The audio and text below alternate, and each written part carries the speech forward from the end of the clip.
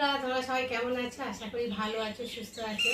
তো আমিও ভালো আছি। মৌসুমী অফিসিয়াল চ্যানেলে তোমাদের সবাইকে জানাই স্বাগত জানিয়ে আছি। শুরু করছি নতুন একটা ব্লগ। চলো তোমরা দেখতে থাকো, আশা করি ভালো লাগবে। তো ভালো লাগলে অবশ্যই একটা লাইক, কমেন্ট, শেয়ার আর আমার চ্যানেলটাকে সাবস্ক্রাইব করে দিও। তো চলো, আমি এখন সকালবেলা তোমাদেরকে কি দেখাচ্ছি দেখো। এই দেখো ব্যাগ ভর্তি রয়েছে। তো চলো তোমাদেরকে দেখাচ্ছি, এখন ঢালি।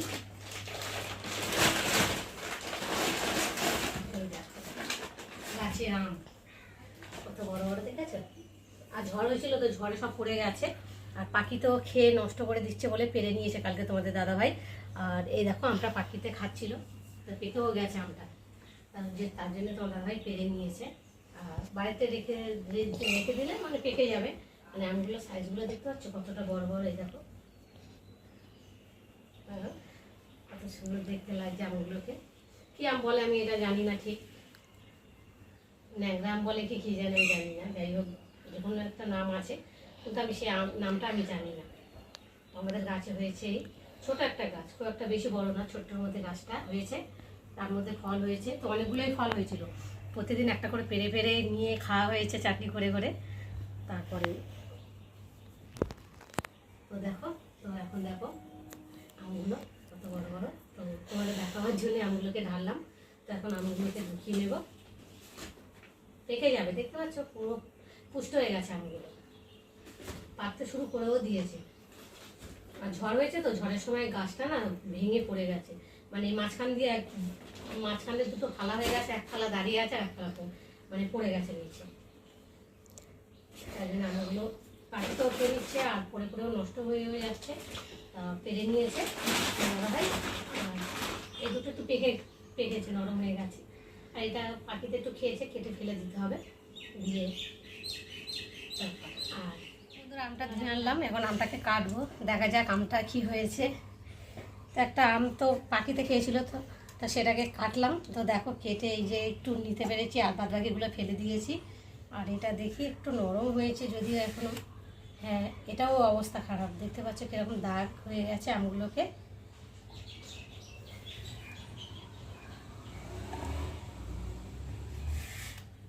এ বাবা, কোনোটাই খাওয়া যাবে না, যা অবস্থা হয়ে গেছে। আমি দেখতে পাচ্ছি আম কেটে চলে এলাম রান্নায়। তো ভাত হয়ে গেছে, আর এখন আমি তরকারিটা করব। তো দেখো আমি এখন কি তরকারি করব। প্রথমে কড়াতে তেল দিলাম, তেলটা একটু ভালো করে গরম হবে।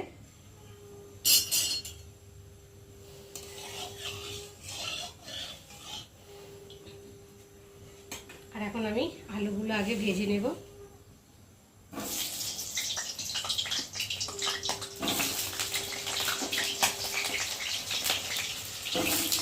আলুতে জল আছে তো, তার জন্য একটু ছিটকাচ্ছে। ভালো করে মানে ঝেড়ে নিয়ে জলটা, তার জন্য একটু ছিটকাচ্ছে। আলুগুলো একটু ভালো করে ভেজে নিই।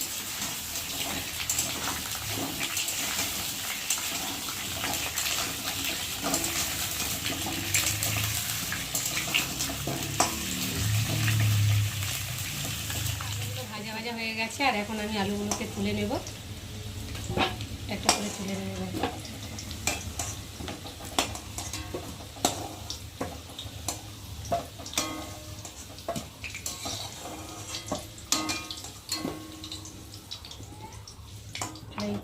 তেল আছে, তেলের মধ্যে এখন আমি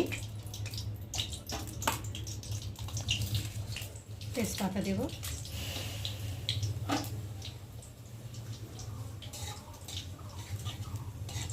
তেজপাতাটা একটু ভেজে নেব।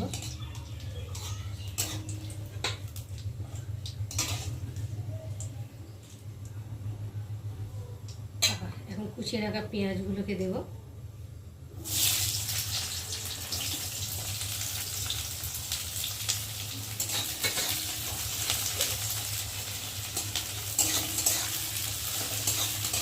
পেঁয়াজটা একটু ভেজে নিই। পেঁয়াজটা ভাজা ভাজা হয়ে গেছে, আর এখন এর মধ্যে আমি আদা রসুন বাটা আর জিরা বাটা দিয়ে মশলাটাকে একটু ভালো করে কষিয়ে নেব।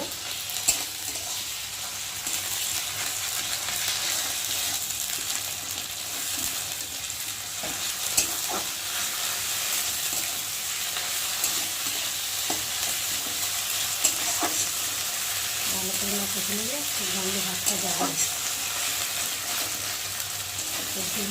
আর এখানে দেখো চিকেনে তো নুন, হলুদ, লঙ্কা, তেল সব মাখিয়ে রেখে দিয়েছি। আর এর মধ্যে আর হলুদ নুনটা দিলাম না।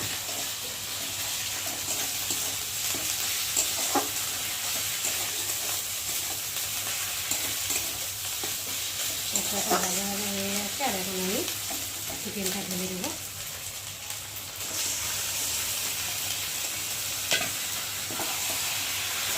চিকেনটাকে ভালো করে মশলার সাথে কষিয়ে নেব।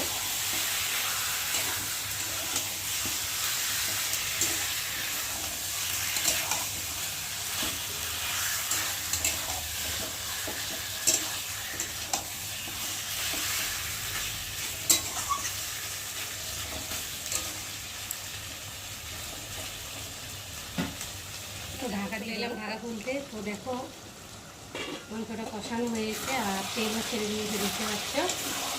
তো ভালো করে না কষালে তো টেস্টি লাগে, যদি যত কষাবে তত টেস্ট হবে মাংস। তো ভালো করে একটু কষাবো। আর এখন ভেজে রাখা আলুগুলো এর মধ্যে দিয়ে দেবো।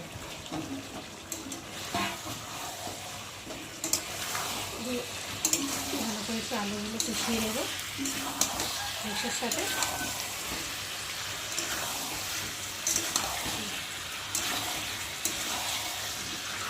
একটু মশলা দিলাম না, কেননা গরম গরম পড়েছে ভীষণ। আর বেশি তেল মশলা খাওয়া ঠিক না, অল্প করে মশলা দিয়ে বানালাম।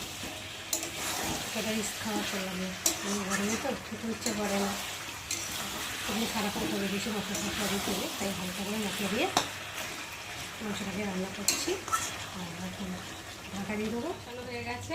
আর কষানোর একটু আগেই আমি টমেটোটা দেবো, জল ঢালার আগে, কেননা টমেটোটা আগে দিলে তো মাংসটা সেদ্ধ হয় না, জল কাছে মেরে থাকে। তারপরে একটু দিয়ে একটু কষাবো। আর ওখানটায় দেখো জল বসিয়ে দিয়েছি, গরম জল। মাংস দেবো, তো মাংসতে গরম জল দিলে মাংস টেস্ট হয় খেতে আর ভালো লাগে। তার জন্য দেখো যে বাটিতে করে মাংসটা মাখিয়েছিলাম সেই বাটিতেই করে আমি জল বসিয়েছি। তো দেখতে পাচ্ছি জলটা একটু হলুদ মতো লাগছে। তো মশলা দিয়ে আর এখন টমেটোটা দিয়েছি, এখন কষাবো, একটু কষিয়ে নেবো। কষানো হয়ে গেছে। আর এখন আমি গরম জলটার মধ্যে দিয়ে দেবো।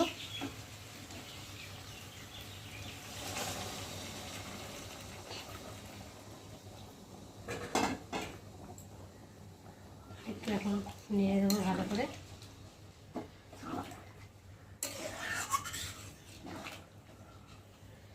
দেখতে পাচ্ছ লাল মুরগি টলটলে ঝোল হবে।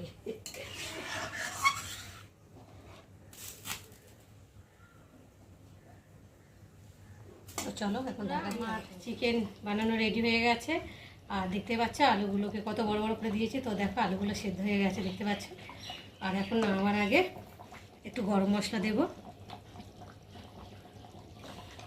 আর একটু স্বাদ অনুযায়ী চিনি দেবো। অল্প করে দিলাম 1 চামচ, বেশি না, বেশি দিলে আবার মিষ্টি হয়ে যাবে, ভালো লাগবে না।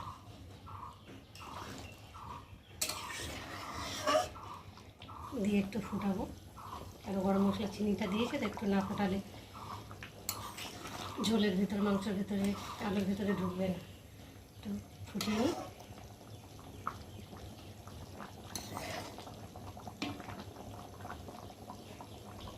ফুটে গেছে। আর এখন নামাবো।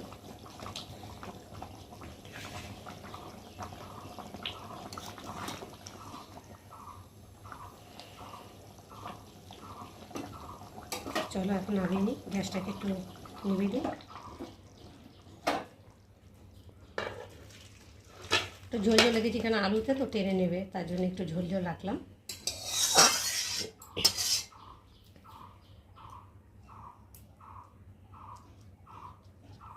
দেখো রান্না করে চান ঠান করে পুজো দিয়ে চলে এলাম খেতে। তো ভাবলাম তোমাদের সঙ্গে শেয়ার করি। তো চলো দেখো আমি এখন ভাত বাড়ছি। দেখো ভাত বাড়তেই আছি।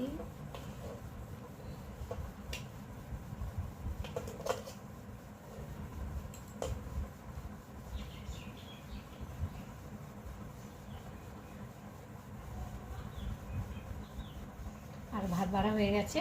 আর এখন চলো দেখা যাক কী রান্না হয়েছে। তো চিকেনের রেসিপি তোমাদের সঙ্গে শেয়ার করেছি। তো কেমন লাগলো তোমরা অবশ্যই কমেন্ট, লাইক, কমেন্ট, শেয়ার করো। আর আমার চ্যানেলে যদি নতুন হয়ে থাকো তার চ্যানেলটাকে সাবস্ক্রাইব করে দিও। তো চলো, আর হয়েছে এখানটায় উচ্ছে আলু সর্ষে দিয়ে করেছি, আর এখানটায় রয়েছে চাটনি। তো আজকে আমাদের